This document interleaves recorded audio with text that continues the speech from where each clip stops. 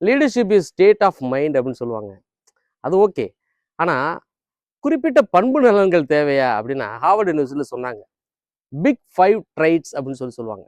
என்னென்ன அப்படின்னா emotional stability, extroversion, openness to experience, conscientiousness and agreeableness அப்படின்னு சொல்லுவாங்க. இப்போ எமோஷனல் ஸ்டெபிலிட்டினா எந்த ஒரு லீடருக்கும் நிறைய பிரச்சனைகள், ப்ரெஷர், நெகட்டிவிட்டிக்குள்ளே தான் அவர் செயல் பண்ணுற மாதிரி இருக்கும். இப்போ ஒரு கப்பல் எடுத்துக்கோங்களேன். அந்த கப்பலை ஒரு பாசிட்டிவிட்டி தான். அது போகிற தண்ணி அது நெகட்டிவிட்டி.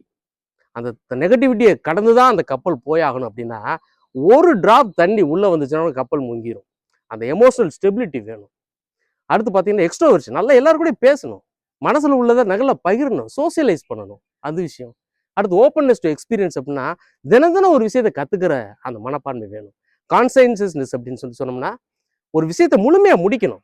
ஒரு பொருளை தயாரிக்கிறாங்க, அந்த பொருளை கொண்டு சேர்க்குறாங்க, தயாரித்த விற்றோம் வாங்கணும், இது கலெக்ஷன் வாங்கணும்னு மட்டும் இருக்கக்கூடாது. அந்த பொருளை அதுக்கான பர்பஸை கரெக்டாக போய் சேருதான்னு பார்க்கணும்.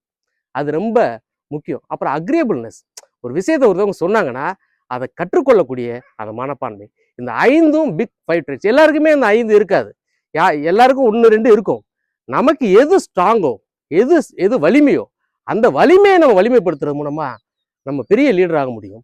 அதாவது ஒருத்தவங்க அவங்களோட ஸ்ட்ரென்த்தில் தான், அவங்க ஸ்ட்ரென்த்தை ஸ்ட்ரென்தன் பண்ணும்போது தான் அவங்க கெரியரையும் அவங்க லீடர்ஷிப்பையும் அவங்க வலிமைப்படுத்த முடியும்.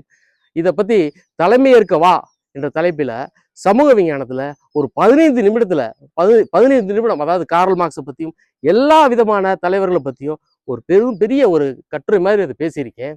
அதை நேரம் கிடைத்தா பாருங்கள். இன்னும் பேசுவோம் நண்பர்களே. வணக்கம், வாழ்க வளமுடன்.